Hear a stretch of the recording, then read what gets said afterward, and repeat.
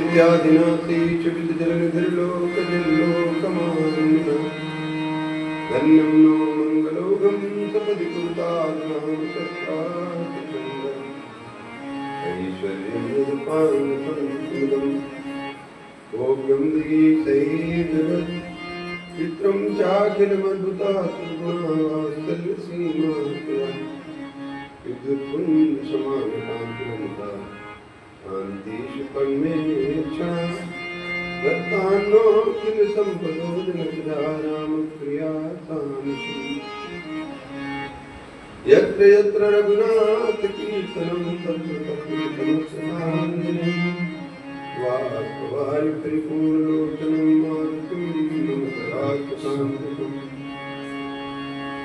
नमो तुते व्यासविचारबुद्धे गुरुवारविन्दायतपत्रलेखा येन त्वया भारतेन पूर्णः प्रज्वालितोदान्मयः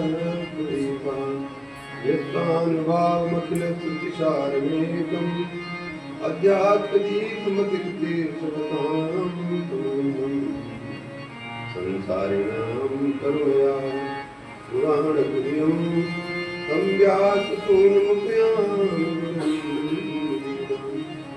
प्रह्लादनारद पराशर पुण्डरीक व्यासाम्बरीश सुखसौनभीष्मदाभ्यां रुक्माङ्गदार्जुनवसिष्ठविभीषणादि पुण्यानिमान् परं भागवतानि वागीसाध्या सुमनसा सर्वार्थानां तत्त्वमे जन्मत्वा तत्प्रत्यासि अन्नमामि गजाननम् अच्छसूत्राङ्कुशधरे पाशपुस्तकधारिणी मुक्तारसमायुक्ते वातिष्ठतु सदा वाञ्छाकल्पतरुभ्यश्च कृपासिन्धुभ्येव च पतितानां पावनेभ्यो वैष्णवेभ्यो नमो नमः सीतानाथसमारम्भां श्रीरामानन्दार्यमध्यमाम् अस्मदाचार्यपर्यन्तां वन्दे श्रीगुरुपरम्पराम् भक्ति भगवंत गुरु चतुर्नाम बप्रियेक इनके पद बंधन के नासत अपने अपने गरन की सब काहू को पीर तुम्हें पीर सब धर्म की धन्य धन्य रघुवीर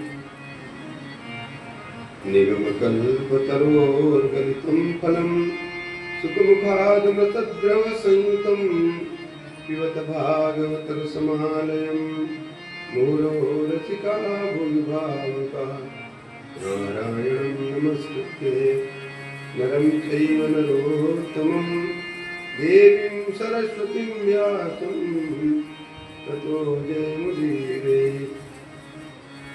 ततो जयमुदीरये। ओं नमः परमहंसास्वाद चित्तरणकमलमकरन्दाय भक्तजनमानसहंसन्यासाय श्रीरामचन्द्राय श्रीरामचन्द्र शरणयुगलाय श्रीराम जय राम जय जय राम श्रीराम जय राम जय जय राम श्रीराम जय राम जय जय राम श्रीराम जय राम। आप लोग बोले कुछ सारे हो तो भूल जाएगा, दादा श्रावण हो जाएगी।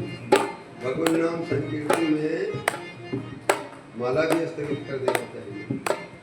संगावसात इस पर चर्चा की जाएगी।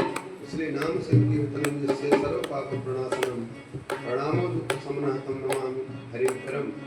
भगवान के नाम संकीर्तन की जो महिमा गाई गई है और उसी महिमा को बताने के लिए वस्तुतः मैं तो समझता हूँ समस्त भागवत, रामचरितमानस या गीता इत्यादि जितने शास्त्र हैं केवल नाम में रुचि हो जाए उसके लिए हैं। इसलिए नाम संकीर्तन से श्रेया अपने पापों को बाहर करें, क्योंकि जब तक अंतःकरण में पाप रूपी पक्षी बैठे रहते हैं, चीची कूचू करते हैं, तब तक न तो कथा में मन लगता है और न ही जप में या अन्य किसी साधनों में। इसलिए नारद जी ने कहा है, नृत्यताम श्रीपते गेहे करतलब वादने वृषम उड्डीयन्ते शरीरस्था सर्वे पातक पश्चिम। अगर पाप रूपी पक्षियों को भगाना है तो भाव के साथ, प्रेम के साथ खूब नाम संकीर्तन करें। और नाम संकीर्तन में तो यहाँ तक लिखा है नृत्यताम, ठाकुर जी के सामने नृत्य करें, संसार के सामने नाचन नहीं करें। श्री राम जय राम जय जय राम, श्री राम जय राम जय राम, श्री राम जय राम जय जय राम, श्री राम जय राम जय जय राम, श्री राम जय राम जय जय राम, श्री राम जय राम जय जय राम,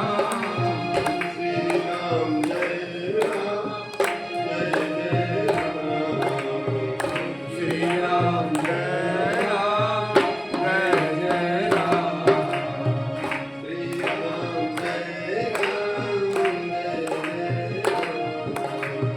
श्री राम जय राम जय जय राम,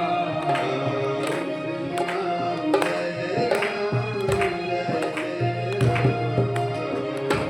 राम जय राम जय जय राम, श्री राम जय राम, श्री राम जय राम जय जय राम, श्री राम जय राम जय जय राम, श्री राम जय राम जय जय राम, श्री राम जय राम जय जय राम,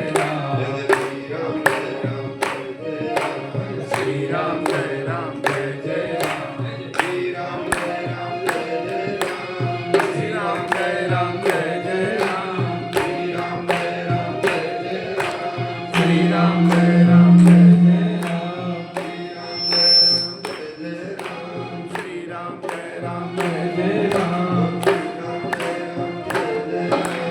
श्री राम जय राम जय जय राम, बोले सीतारामचंद्र भगवान की जय हो, श्री राधा और कृष्णचंद्र भगवान की जय, श्री गौरी शंकर भगवान की जय, श्री हनुमान जी महाराज की जय, सनातन धर्म की जय, श्री व्यास जी महाराज की जय, श्री परीक्षित जी महाराज की जय, श्री सुखदेव जी महाराज की जय, सब संतन की जय, सब भक्तन की जय, अपने सब मित्रन की जय, अपने अपने सतगुरुदेव भगवान की जय। जय श्री सीताराम जय जय श्री राधे श्याम, ओम नमः पार्वती पते हर हर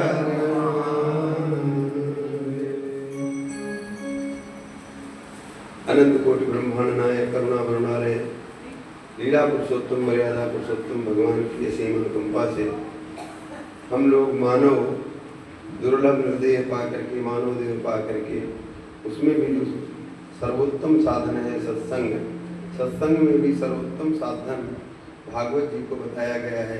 अर्थात भगवान भागवत कहते किसको है? भगवतः इदम भागवतम, जो भगवान के चरित्र हैं उनको भागवत कहते हैं, जो भगवान के भक्त हैं उनको भागवत कहते हैं। और इस प्रकार से भगवान के चरित्र और भगवान के भक्तों का सानिध्य मिल रहा है और उनके सानिध्य में हम भगवान के दिव्य मंगल में गुणानुवाद के लिए प्रस्तुत हुए हैं। निश्चित श्री बजरंगलाल जी शर्मा जो साकेतवासी हो गए हैं, उनके पूर्व पुरुषों के साथ साथ उनके पुण्यों के प्रभाव से और उनके सुपुत्र रवि जी और दूसरे जो भी हैं इस परिवार में भगवान की मंगलमयी गाथाओं को इस पावन आज अनंत चतुर्दशी है, अनंत नाम है भगवान का। जिस प्रकार से एकादशी इत्यादि का महात्म्य है, उसी प्रकार से ये भी वैष्णवों का एक पर्व है। इस ये पावन अवसर पर आज और आज से ही पितृपक्ष का भी शुभारंभ हो रहा है।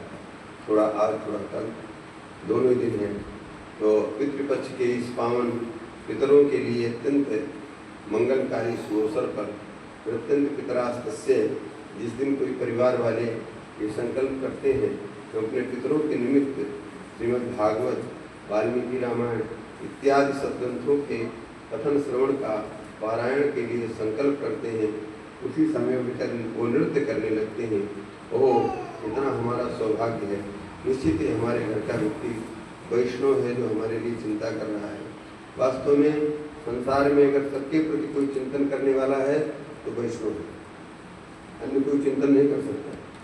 सब अपने अपने उदरम भरिणो जीवा बराका कूट भाषणा वाले हो रहे हैं, परंतु वैष्णव एक जीव मात्र को वैष्णव जंतु, नरसिंह मेहता ने गाई है, वैष्णव जंतु के नहीं कहिए जो पीर पराई जाने रे।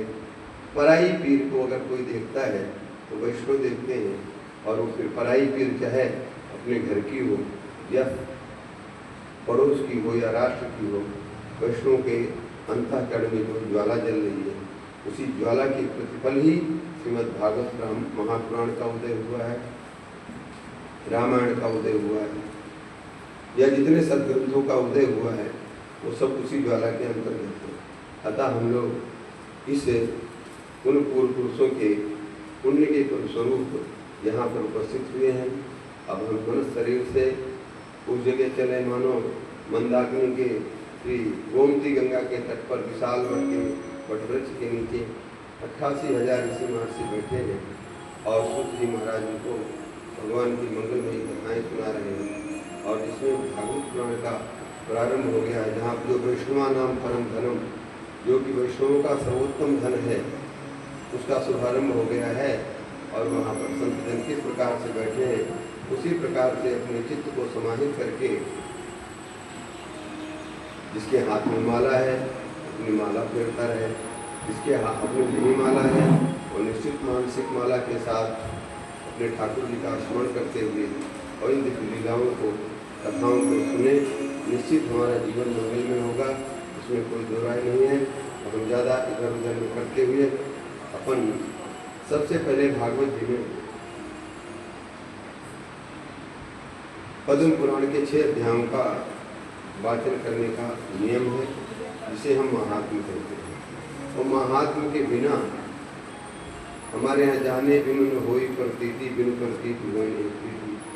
किसी वस्तु को, वैसे तो जयपुर वाले हैं, सब जानते हैं, कितनी बार कथा सुने होंगे, परंतु कथा मैं प्रातःकाल भी कह रहा था, राम कथा जे सुनत अघाई, राम कथा जे सुनत अघाई, रस विशेष जान नातिन नाही, रस विशेष जिनके श्रवण समुद्र समाना, जिनके श्रवण समुद्र समाना, कथा तुम्हार सुभग सरनाना, कथा तुम्हारी सुभग सरनाना,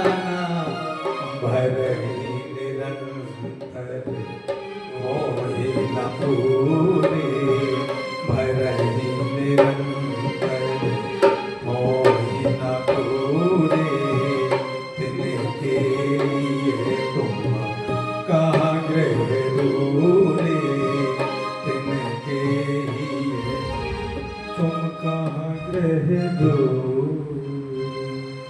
वैसे तो सुनने को बहुत सारी बातें हैं और हम लोग सुनते रहते हैं, अघाते नहीं, परंतु सांसारिक बातों से चित्त छूट करके जब भगवत कथा में भगवान के चरित्रों में ऐसा हो जाए, समुद्र में आज के वैज्ञानिक कहते हैं उधर जो है ज़्यादा ग्लेशियर गल रहा है, सब सारी पृथ्वी को डुबो देगा, ये कर देगा। इतनी नदियाँ हजारों हजारों वर्ष से जा रही हैं, नाव के देखो कितना समुद्र बड़ा है। ठाकुर जी की बनाई हुई मर्यादा है, कोई कुछ भी कहे तो अभी बरसात में इतना पानी जा रहा है, इंच भर भी उसमें बढ़ेगा तो क्या पानी समुद्र में देख करके नापे कोई, इंच भर भी चारों तरफ से बरसात में पानी आ रहा है, परंतु कहीं बढ़ने का काम नहीं। ये है राम जी की व्यवस्था। उसी जिस प्रकार से अनंत काल से नदियां समुद्र में जाती रहती हैं और समुद्र भरता ही नहीं, भरने का नाम ही नहीं लेता, जहाँ के तहाँ है। उसी प्रकार से जिसका अंतःकरण समुद्र के समान गंभीर हो जाता है भगवत कथा को सुनने के लिए, और इन कान रूपी नदियों के माध्यम से, कान रूपी स्रोतों के माध्यम से अनेक जो पुराण हैं उनकी दिव्य मंगलमयी कथाएं इनके माध्यम से जा रही हैं, परंतु कभी पूरा ही नहीं होता। कभी ये नहीं होता कि अब बस हो गया, बहुत सुन लिया, इतने दिन से सुन रहे हैं। भक्तजन कभी इसमें विराम नहीं लेते हैं। इसी जब ऐसा होता है तब कहते हैं, हे राम जी ऐसों के हृदय में वास कर। आप सोचो ऐसे राम जी आ जाएंगे, ऐसे मन चंगा कठोती में गंगा हो जाएगा? कभी नहीं। मन चंगा कठोती में गंगा रविदास जी को देखिए, जिनका चित्त कभी भी ठाकुर जी को भूलता ही नहीं। वो कठौती से भी किसी को पानी पिला रहे हैं तो वो दिव्य जल है जो कहीं दुर्लभ, सर्वत्र दुर्लभ।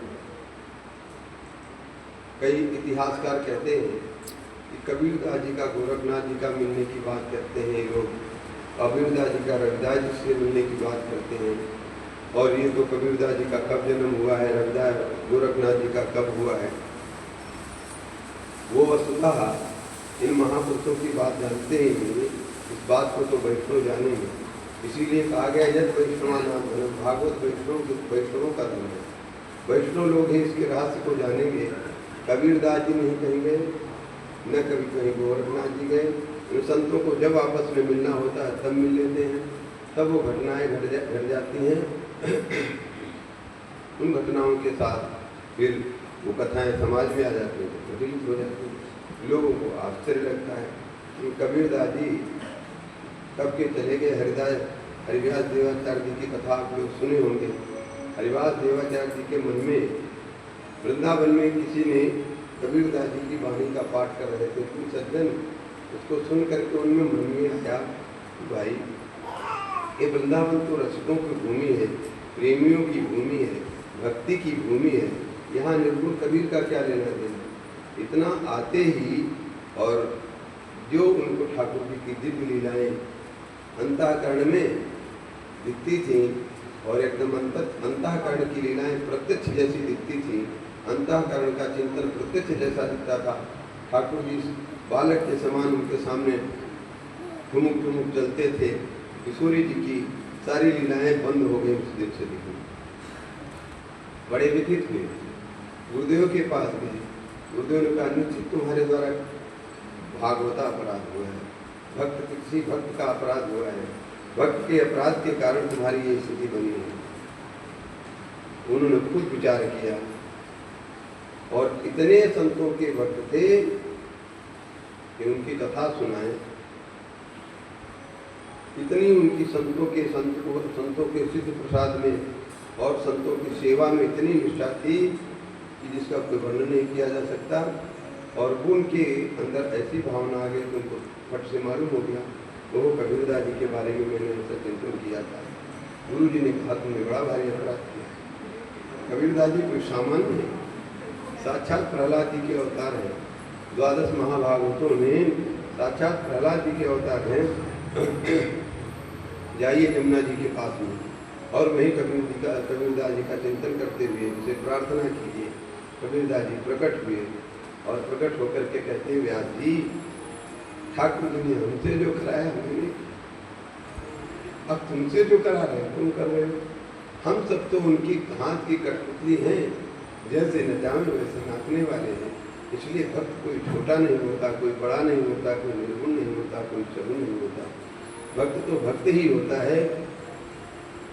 ऐसे ऐसे संतों का चरित्र इसीलिए है कि वो भरे ही निरंतर है, हमेशा इनका चित्त भगवान में लगा रहता है, गोपियों के जैसे। इसीलिए गोपियों को नारद जी कहते हैं, जब भक्तों का कहीं उदाहरण देते हैं, भक्ति के पराकाष्ठा का उदाहरण देते हैं, तो यथा गोपिका है।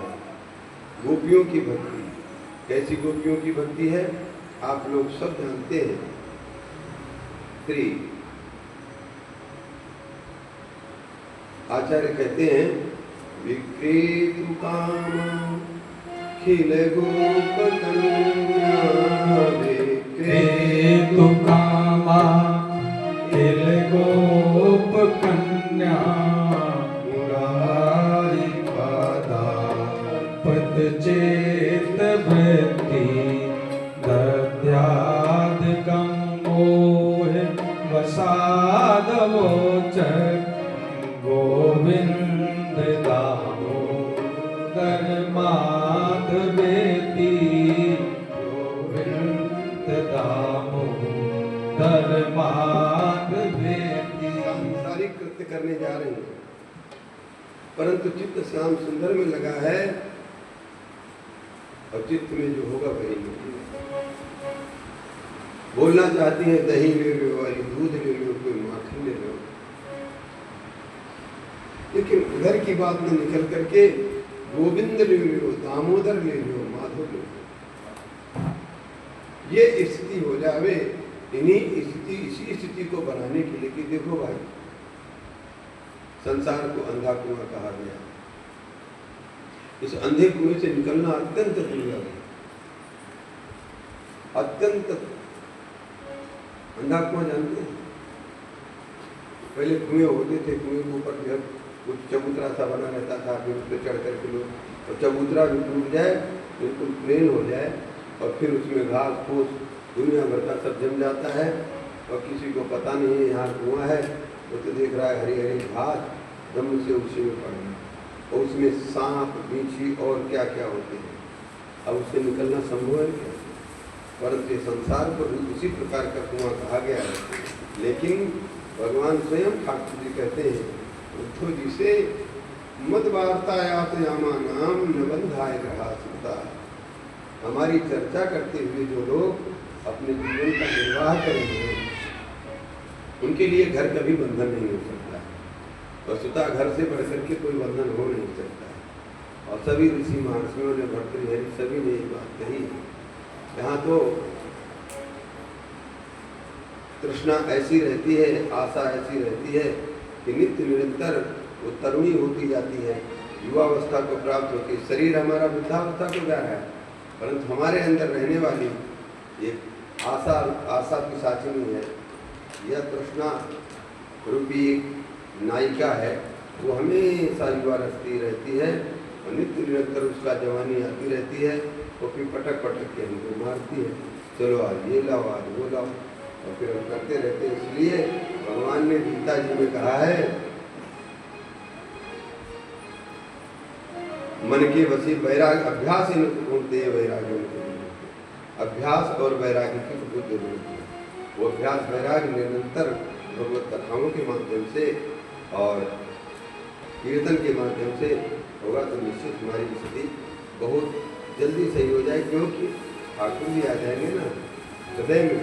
जब हम कथा सुनेंगे तो क्या आते हैं, ठाकुर जी आ जाते हैं, अंतःकरण में प्रविष्ट हो जाते हैं। इसीलिए अब आइए हम लोग तू न गई मेरे मन से ममता, तू न गई मोरे मन तेरे ममता, तू न गई मोरे मन ते पाके केस जन्म के साथिया, पाके केस जन्म के साथी, ज्योति गई नैनन से, ज्योति गई नैनन से, हो सरवन बचन सुनत नहीं आवे, कानन बचन सुनत नहीं आवे, काहू के बल सब घट के बल इंद्रन के, ममता तू ना गई मोरे मन तेरी तृष्णा, तू ना गई। इस प्रकार की स्थिति है। सब क्या स्थिति है। पहले हो गए, हम कहता हूँ राम राम करो, महाराज बेटा सुनता ही नहीं। जाके उनको कहा जाएगा राम राम करो तो कहेंगे बेटा सुनता नहीं, बहू सुनती नहीं है। ऐसा वो अपनी गीत वही चालू रहेंगे, उन गीतों से क्या कल्याण होने वाला है। इसलिए वो महात्मा के जो अध्याय हैं, सूर्य जी महाराज विराजमान है। नहीं से सूतमासी नम्र से सोन दिया, सोन का ऋषि जो 88,000 हैं, जिसे बहुरथ कहते हैं। ऋग्वेदी 88,000 ऋषि जिनका भरण पोषण करने वाले श्री सोनक जी महाराज हैं। और सूर्य जी को बैठा हुआ देख करके उनके पास जाते हैं और उनसे कहते हैं कि आप हमें कथा सुनाइए। अज्ञान तिमिरांधस्य, अज्ञान तिमिरांधस्य ज्ञानांजन शलाकया। गुरुजन ज्ञान रूपी चक्षु से, ज्ञान रूपी सलाकाओं से उसमें सुरमा लगा करके और नेत्रों को खोलते हैं। यहाँ पर ये कहते हैं अज्ञान तिमिरांधस्य, अज्ञान ध्वांत विध्वंस कोटि सूर्य समप्रभा। अज्ञान रूपी अंधकार जो अंतःकरण का है उसको कोई समाप्त कर नहीं सकता। करोड़ों सूर्य उदय हो जाएं, अंतःकरण के अज्ञान को समाप्त कर सकते हैं? नहीं कर सकते हैं। उसको तो गुरुजन ही समाप्त करते हैं। तो कहते सूताख्यान कथा सारम। ये सूत जी आप बहुत सारी कथाएं सुनाए, लेकिन अब कथाओं का सार सुना। संयोग ऐसा है कि इनके पिता रोमहर्षण थे और ये उग्र श्रवा है, इसलिए इनको रोमहर्षणी कहते हैं। श्री दाऊ जी के द्वारा तीर्थ यात्रा में उनका वध कर दिया गया। उनकी लीला है और वस्तुतः अब इस कथा को सुनाने के लिए, भागवत इस कथा को सुनाने की योग्यता जिनको थी उनको बिठाना है। और ऐसे रोमहर्षण के पुत्र उग्रश्रवा को गद्दी पे बिठा दिया गया है और कहते हमने बहुत सारी कथाएं सुन ली है, अब तो आप अनंत की शक्ति से बिठाए गए। शेषनाग भगवान को अनंत कहते हैं और आज अनंत चतुर्दशी है, उनकी शक्ति से आप बिठाए गए हैं। इसलिए अब तो कथा का सार बताएं। समस्त कथाओं का सार क्या है? ठाकुर जी में चित्तवृत्ति लग जावे और ऐसी जिससे ज्ञान, भक्ति और वैराग्य तीनों का संवर्धन होवे और माया मोह का निराश होवे, ज्ञान उदय हो जाए। कितने ज्ञानी लोग पूरा जिंदगी भर वेदांत पढ़ते रहते हैं। हम तो संपूर्णानंद संस्कृत विद्यालय में एक महापुरुष से नामोच्चारण पूर्वक करने कहने की बात नहीं, उनके अंदर हम पढ़े भी हैं, कुछ पीएचडी भी करना चाह रहे हैं। व्याकरण पिता कितनी बार तो बन गए, कुलपति बने, लेकिन बेटा को पैसा देते वो अपने खाते में जमा कर देते। एक दिन खाता चेक किए तो खाता शून्य मिला। इतना विषाद हुआ, इतना विषाद हुआ। जा करके एक मड़ुआडी बनारस की बदनाम जगह है और वहाँ जा करके ट्रेन की नीचे अपने कट करके बोलो उस वेदांत का क्या लाभ, उस न्याय दर्शन का क्या लाभ, साक्ष्य दर्शन का क्या लाभ है। सारे सर दर्शनाचार्य थे और बड़े भारी विद्वान राघवाचार्य जी उनसे पढ़े थे। तो ऐसे विद्वान हो करके भी अगर शास्त्र हमारे जीवन में न उतरे तो फिर कोई मतलब नहीं। तो कहते ज्ञान माया मोह का निराश हो जाए तो बात बन गई। माया और मोह यही पटकी लगाते हैं। माया कहते हैं जो है वो तो दिखाई नहीं दे रहा, जो नहीं है वो दिखाई दे रहा है। और मोह भी उसी प्रकार से है। माने चित्त में ऐसा भ्रम हो जाता है जो हम उल्टा पुल्टा समझने लगते हैं। और माया का यही कह लीजिए सीधा सीधा उदाहरण है, रज्जु में सर्प की भ्रांति हो जाती है।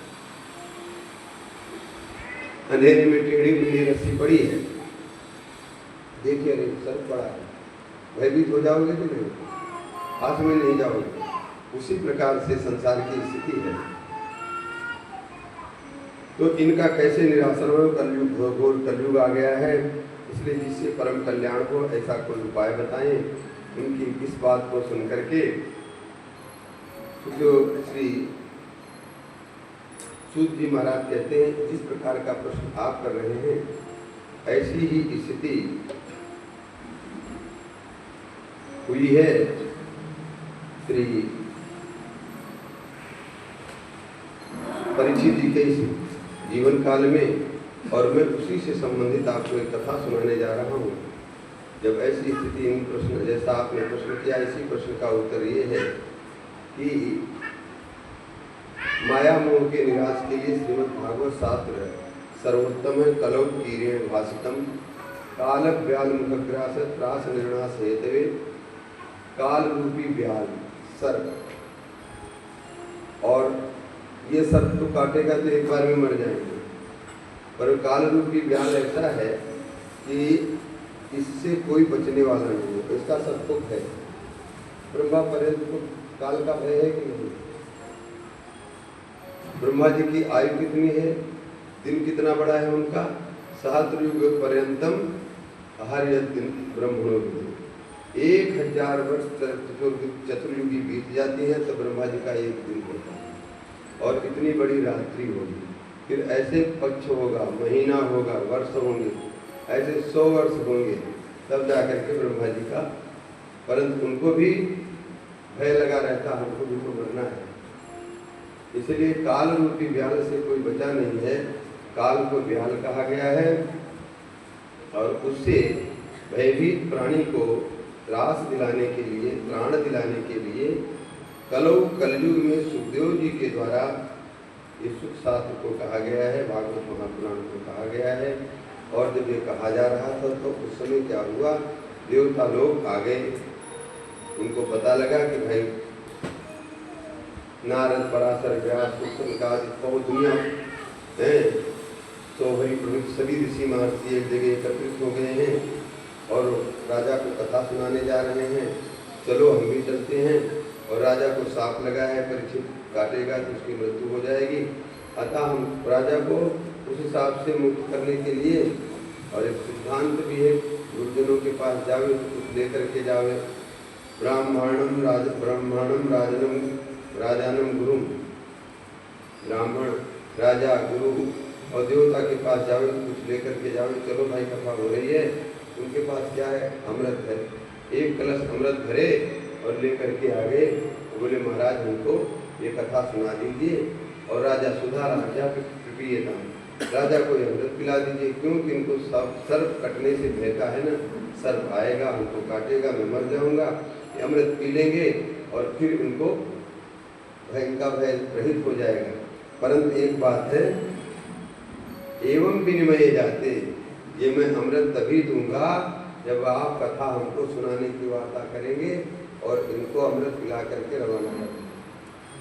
देवता लोग मनुष्यों के साथ बैठना पसंद नहीं, अपने को बड़ा मान रहे हैं, परंतु भक्तों के दरबार में, ठाकुर के दरबार में कोई छोटा बड़ा होता नहीं, चुपचाप आ जाते, बैठ करके कथा सुन सकते थे। लेकिन उन्होंने एक सौदा किया, कथा में सौदा नहीं होता, सौदा किया महाराज, एवं विनिमय जाते कथा राजा राजा प्रियताम, जब हमारा और इनका आपका एक विनिमय व्यापार, आप उनको कथा सुनाएंगे तो हम इनको अमृत पिलाएंगे। सुखदेव जी ने कहा तुम अधिकारी नहीं, चलो भगो यहाँ से, हमारे राजा को, हम जो हमारा मुख्य श्रोता है उसको तुम भगा दोगे तो हम किसको कथा सुनाओगे, हम तो इन्हीं को कथा सुनाऊंगा। अब महाराज चले गए ब्रह्मा जी के पास, क्या पहुँच गए, ब्रह्मा जी के पास जाकर के शिकायत की, महाराज ऐसी ऐसी हमारे साथ हुई है। बोले चुपचाप बैठो, कथा हो रही सुनो, देखो क्या होता है, इसका रिजल्ट क्या आता है। और कथा का रिजल्ट आया, आप सब लोग जानते हैं, परीक्षित जी की मुक्ति हुई। अब इसको देख करके ब्रह्मा जी को बड़ा आश्चर्य हुआ, क्योंकि हमारे सनातन धर्म में सर्प इत्यादि के द्वारा काटने में जिनकी मृत्यु होती है उनकी अधोगति होती है, सदगति होती नहीं। और यहाँ तो राजा साक्षात विमान में बैठ करके जा रहे हैं। इस बात को देख करके ब्रह्मा जी ने एक धर्म तराजू बनाया, धर्म को नापने का तराजू, इसीलिए तभी से धर्म कांटा चला है। धर्म कांटा कोई याद थोड़ी बना। सबसे पहले तराजू नापने की, कौन हल्का है कौन भारी है, उसमें धर्म का पैमाना आया। धर्म को नापने का पैमाना आया, उस पैमाने को ब्रह्मा जी ने बनाया। अब रख दिया गया, सारे जितने साधन थे उनको एक पलड़े पे रख दिया गया। एक तरफ से भागवत जी के पुण्य को रख दिया गया। भागवत जी का पुण्य भारी पड़ा और उन्होंने कहा भैया ये तो जो है भागवत जैसा शास्त्र कोई है नहीं, इसलिए तुम लोग जाओ, तुम लोगों को सुनना था तो सुन लेते चुपचाप बैठ करके। वहाँ तो बहुत सारे लोग आए थे, कोई ऋषि महर्षि थोड़ी, और भी लोगों ने सुना है। इस प्रकार से इस कथा का महात्म्य सुनाया गया है। ये सप्ताह श्रवण की विधि कैसे प्रारंभ हुई, ये विधि सबसे पहले सुखदेव जी ने परीक्षित जी को सुनाया है। उसके बाद नारद जी को श्री सनक सनंदन सनत कुमार ने सुनाया है। ऐसा वर्णन प्राप्त होता है। तो नारद जी को सुनाया ये बात सुन करके और बड़ा आश्चर्य हुआ शौनकादि ऋषियों को। उन्होंने कहा महाराज नारद जी को विधि श्रवितः प्रीति, विधि विधान से कथा सुनने के लिए नारद जी के पास कैसे टाइम निकल आया। उनको तो साफ लगा है, वो एक घड़ी के ज़्यादा कहीं रुक नहीं सकते हैं। परंतु ये कथा की महिमा है, ये भगवान की महिमा है। भगवान में चित्त लग जाए तो पता ही नहीं लगता है, वर्षों बीत जाए समाधि लगी पता ही नहीं लगा। उस प्रकार से नारद जी को बता रहे हैं। नारद जी महाराज मृत्यु लोक को सर्वोत्तम धन्यास्ते भारत भूमि भाग्य, देवता लोग स्वर्ग लोक में इस पृथ्वी लोक का गीत गाते रहते हैं कि वो लोग अत्यंत धन्यवाद के पात्र हैं जिनका भारत भूमि में जन्म हुआ है और जिनको खूब भगवान की कथाएं सुनने को मिल रही हैं, भगवान नाम संकीर्तन इत्यादि का साधन मिला है, भगवान की पूजा करने का यज्ञ याग आदि हो रहे हैं। वो मृत्यु लोग अत्यंत मनुष्यों को ये सुलभ है, देवताओं को सुलभ है। देवता वहाँ पर अपना केवल पुण्य प्राप्त करके और फिर बेचारे नहीं आने की चेष्टा करते हैं, फिर जाएंगे किस योनि में, उनके हाथ में नहीं। ऐसा जान करके नारद जी कहते हैं हम तो इस पृथ्वी लोक को उत्तम मान करके और आगे गया काशी प्रयाग अयोध्या वृंदावन सर्वत्र तीर्थों में घूमते हुए वृंदावन आए। सब जगह कहीं कोई धर्माचरण का नाम नहीं मिला, सब जगह ऊट पटांग के काम होते देख करके बड़े खिन्न हो गए और वृंदावन में आए। तो वृंदावन में उन्होंने देखा ये जो है तरुणी और उसके जो है गोद में दो बुढ़े सोए हैं और बहुत सारी देवियाँ उनके ऊपर कोई पंखा झल रही है, कोई चमन कर रही है, कोई भजन कर रही है।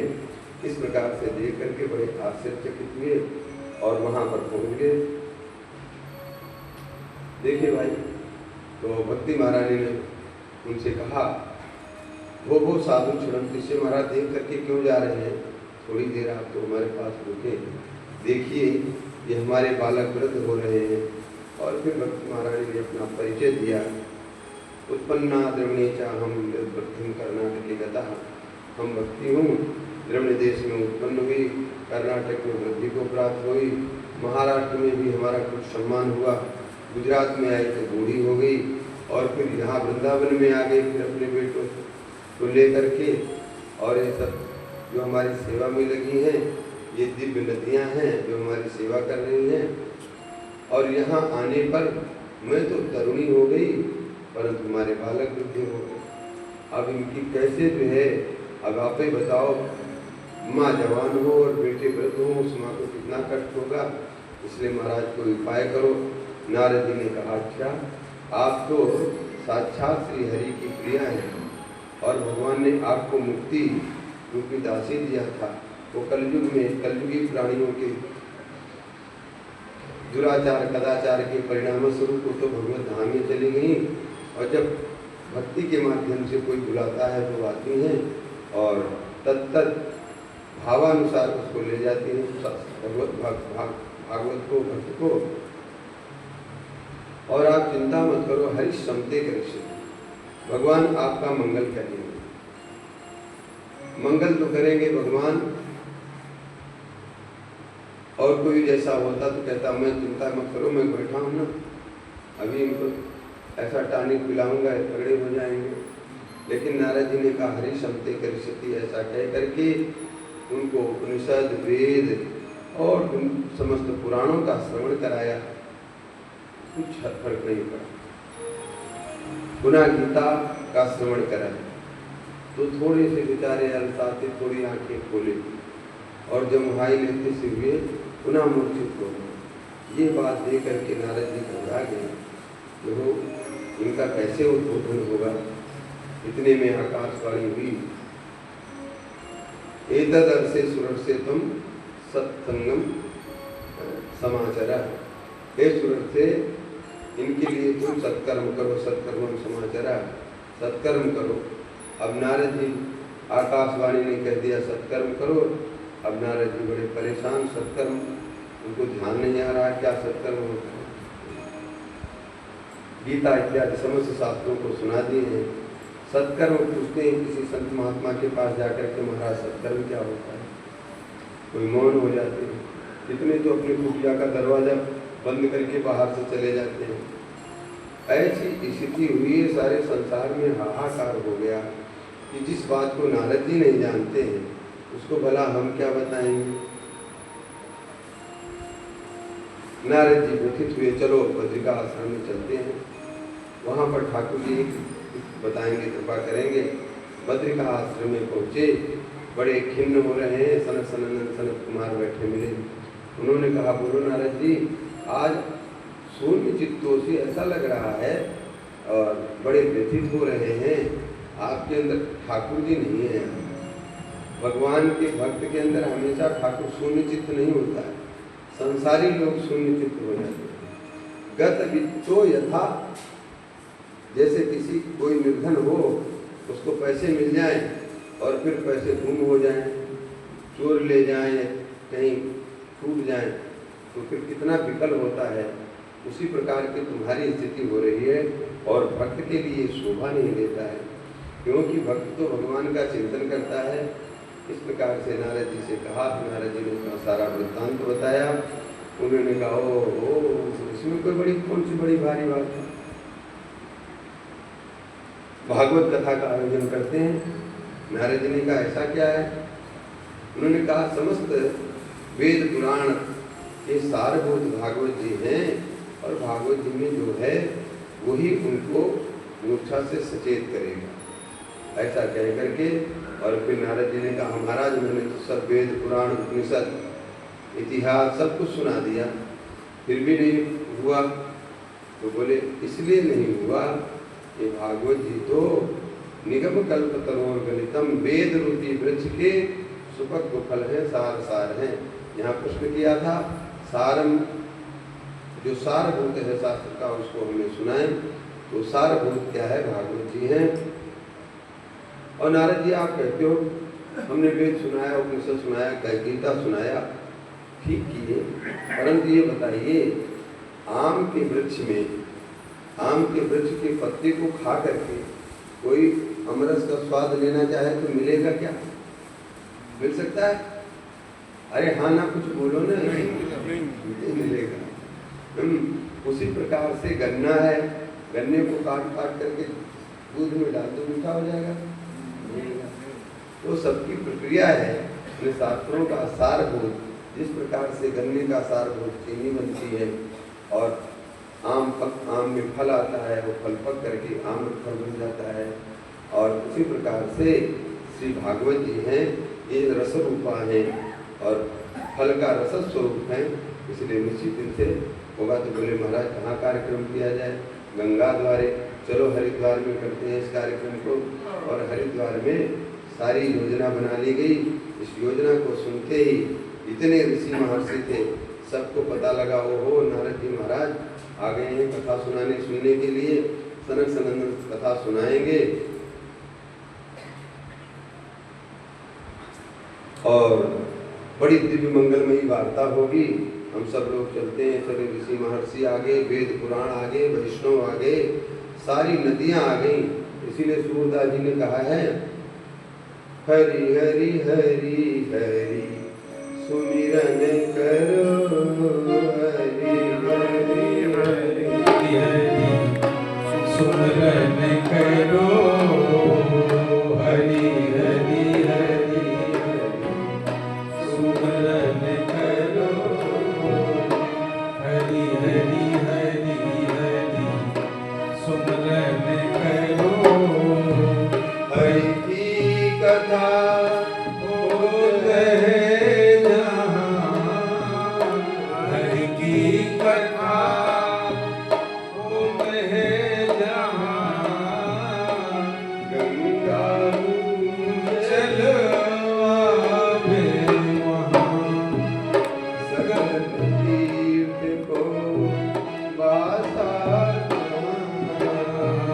सकल तीर्थ को पासाना सूर्य हरि कथा होवे जहाँ गंगा यमुना सरस्वती प्रयागराज पुष्कर समस्त तीर्थ सारे वेद उपनिषद और समस्त नदियाँ वहाँ पर आ जाती हैं जहाँ भगवान की कथा होती है।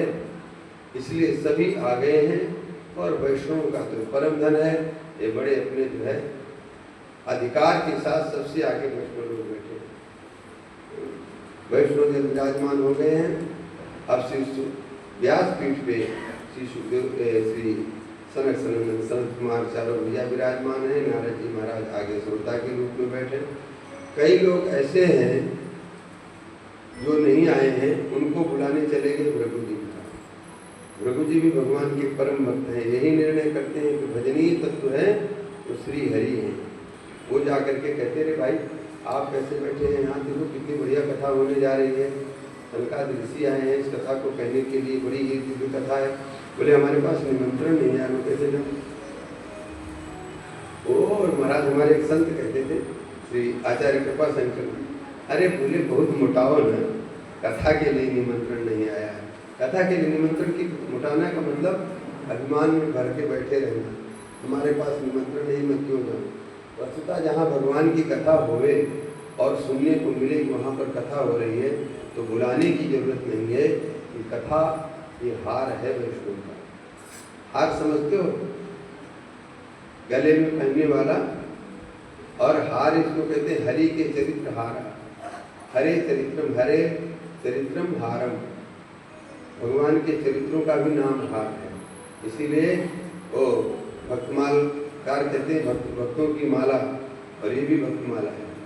तो ऐसे कहते हैं ये तो तुम्हारे गले का हार भूत भगवान की कथा हो रही है।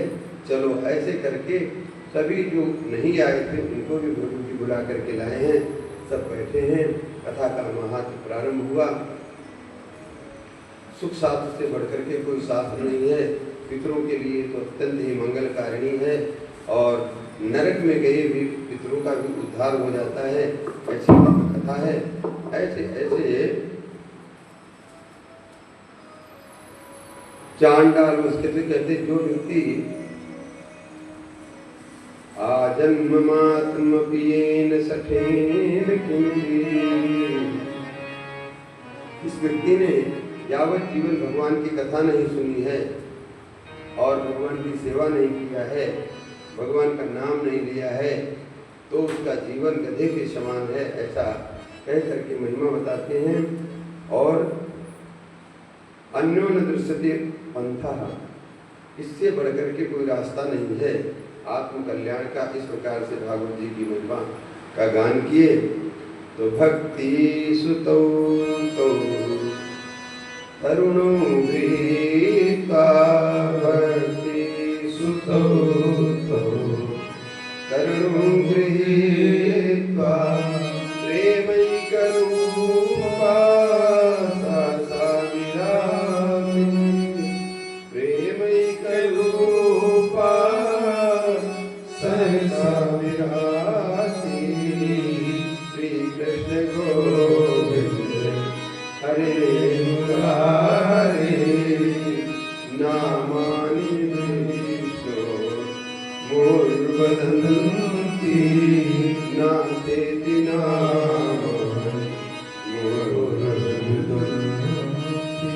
भागवत की महिमा ही हुई है, अभी भागवत की कथा नहीं हुई।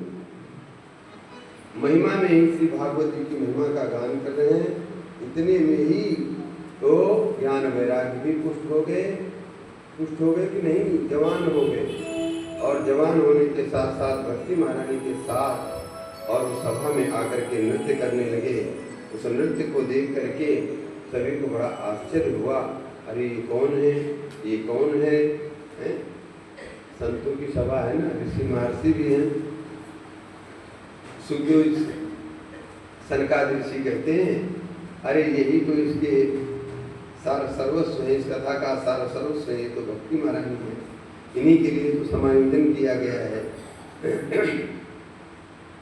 अब जान गई, ऋषियों को बता दिया कि इनके इस स्थिति में लाने के लिए ही इनका इस कथा का आयोजन किया गया है। तो अब भक्ति महारानी कहती है, महाराज यहाँ तो कहीं जगह है नहीं, मैं कहाँ बैठूँ?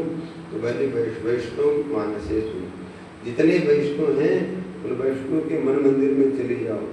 वैष्णव के जब मन मंदिर में भक्ति महारानी आएंगी तो फिर क्या होगा, ठाकुर जी तो वैकुंठ में नहीं रह सकते, ठाकुर जी भी उन्हीं के साथ, क्योंकि तुम तो साक्षात प्रिया तस्से, भक्ति महारानी श्री किशोरी जी के बिना ठाकुर कहीं रहते नहीं हैं।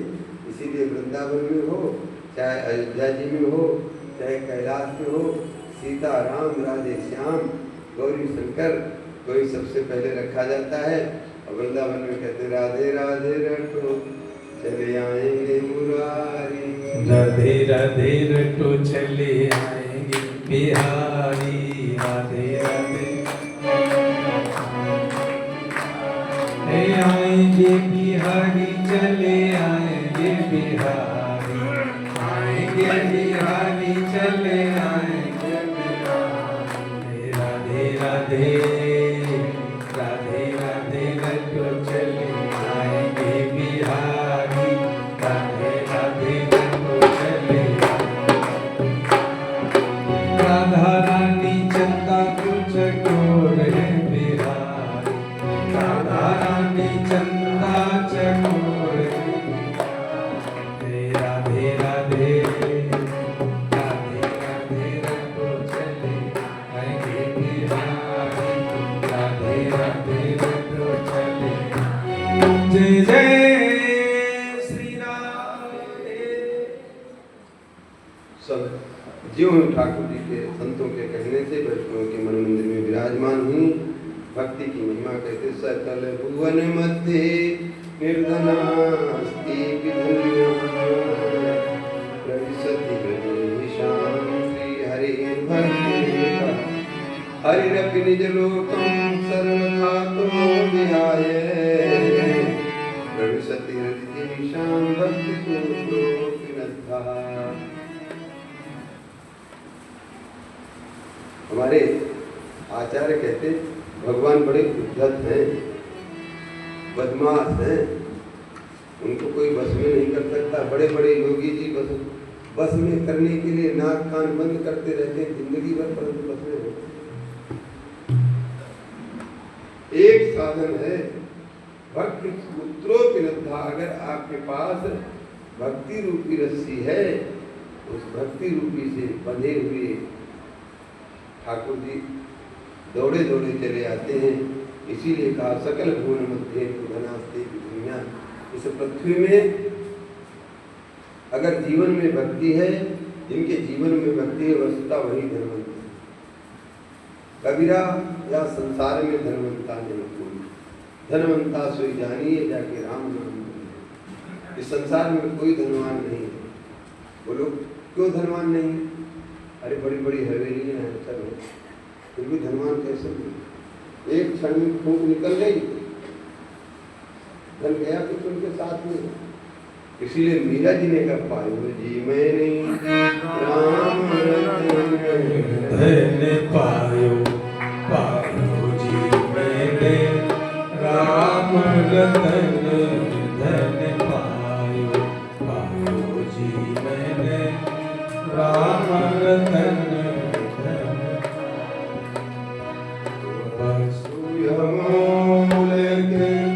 दी मेरे सतगुरु, वस्तु अमोलक दी मेरे सतगुरु,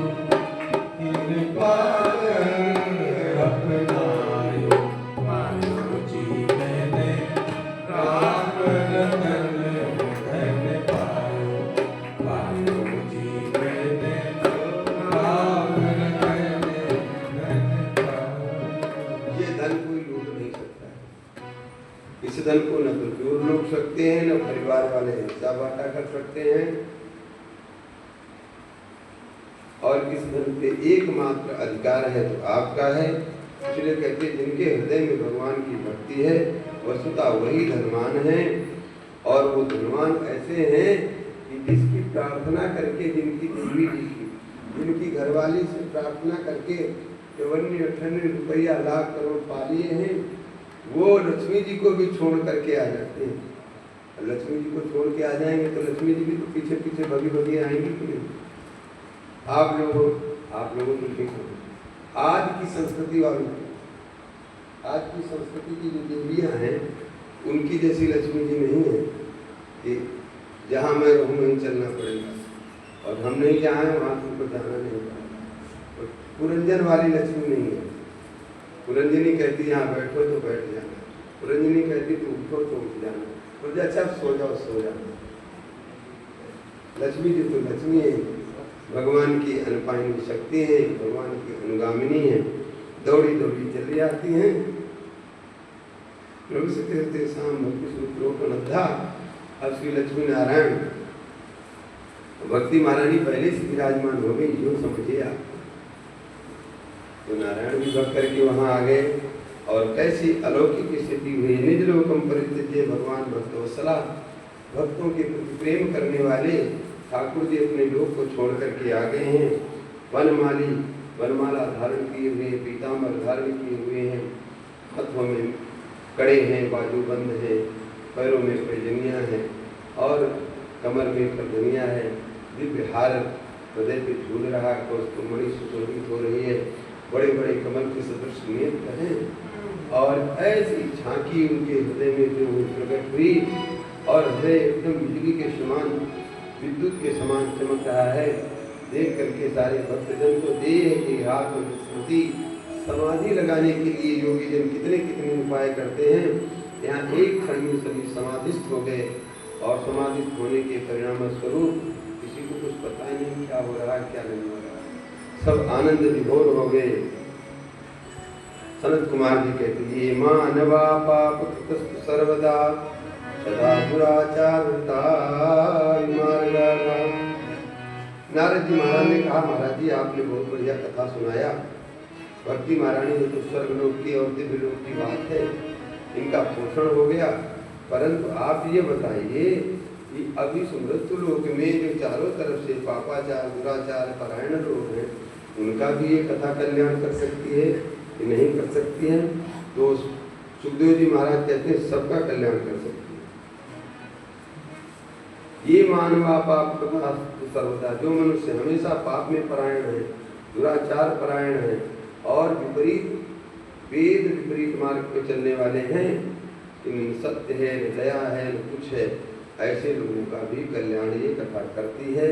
इसको मैं यहाँ तक क्या कहूँ, किम ब्रवीमि ऋषे दुखम पूर्व पापेन संचितम मदीया पूजा स्वयं कवोष्टम मिलते। श्री सीताराम जी कितना ही पापी हो उसका कल्याण करने में कथा समर्थ है, और इसी के उपलक्ष्य में एक कथा सुनाते हैं। एक आत्मदेव नाम करके ब्राह्मण देवता थे, उनके कोई संतान नहीं थी, और संतान न होने के कारण बड़े दुखी रहते थे। बड़े बड़े उपाय किया उन्होंने। अच्छा, और इतने यहाँ उनके लिए लिखा है द्वितीय भास्कर, इतने ज्ञानी थे। दूसरे सूर्य भगवान बड़े ज्ञानी हैं। भगवान हनुमान जी महाराज सूर्य भगवान के शिष्य हैं, और इसके शिष्य होने क्या सूर्य भगवान को कहते ज्ञान, हनुमान जी को कहते ज्ञानी नाम अग्रगण्यम। गुरु से भी चेला आगे निकल गया, गुरु चेला शक्कर हो गए। तो ऐसे तुंगभद्रा नदी के तट पर निवास करने वाले ये आत्मदेव नाम करके ब्राह्मण, और श्रोत स्मारते सुनिष्णाता द्वितीय उपाय। श्रोत कर्म अर्थात वैदिक कर्म, स्मार्त कर्म मनुस्मृति इत्यादि में जिन कर्मों के बारे में बताया गया, उन सारे कर्मों के बड़े भारी ज्ञाता थे। तो ज्ञाता होने के कारण पुत्र प्राप्ति के लिए उपाय किए होंगे कि नहीं किए होंगे? मदन जी है ना? अरे वही, हाँ वही मैं समझ रहा अभी दिन तक हम सुनते हैं। आज लोग कहते हैं हम कई जगह जाता हूँ, पूजा पाठ करने वाले व्यक्ति को देवता ऐसे इतने शुद्ध श्लोक बोलते हैं, उसका कारण क्या है? जो इस कार्य क्रिया कर्मकांड के निष्णात लोग थे, उनकी लोगों ने अवहेलना की, समाज ने अवहेलना की। बताए भाई ये उपाय कर लो, इतना मंत्र जप करना पड़ेगा और परिणाम नहीं आया तो क्या कहते हैं? अरे ढोंगी है, ठग लिया उनको इतना। परंतु उनसे पूछो, जब डॉक्टर के पास जाते हो या मास्टर के पास जाते हो या अन्य किसी धंधे वाले के पास जाते हो तो उसको कभी ठग कहते हो? एक बिजली का तार कुछ गड़बड़ हो गया, उसको ठीक करने आया, लो 500 रुपये। फट से दोगे, तुम कहोगे कुछ कम करो। डॉक्टर के साथ पास कहोगे कुछ कम करो, कोई कहेगा क्या? कोई नहीं कहेगा। परंतु इस काम में अगर कुछ नहीं हुआ और वहाँ तो वो गारंटी पेट फाड़ते हैं तो पहले दस्तखत करवा लेते हैं। उनको ही विश्वास है नहीं है ये जीवित ही हो जाएगा। मरने की सर्टिफिकेट पहले लिखा लेते हैं आपसे कि मर गया, तो कोई हमारे ऊपर तुम ये नहीं कह सकते तुमने मार दिया। उस धंधे पे तो विश्वास है, परंतु ये जो शास्त्रीय कर्म है इसमें विश्वास नहीं। आत्मदेव ऐसे हैं, सब कर्म किए हैं, इतने बड़े विद्वान हैं, परंतु नहीं हुआ तो नहीं। इसीलिए इससे जो पारंगत लोग थे, अच्छे अच्छे विद्वान थे, इस कर्म कांड से पलायन कर। अब जो है उन्हीं से काम चलाना पड़ेगा, क्यों जी? ऐसी बात नहीं। हमारे यहाँ राधे श्याम जी बैठे हैं, इनके लिए नहीं कह रहा हूँ, आप सोच रहे हैं ना, परंतु इनको भी दक्षिणा देने में सोचेंगे अरे यार ज़्यादा हो और कम होता। अब बोलो 12 साल पढ़े और ज़्यादा पूरा कितना जीवन खपाए और उसके बाद इनकी जीविका ये, और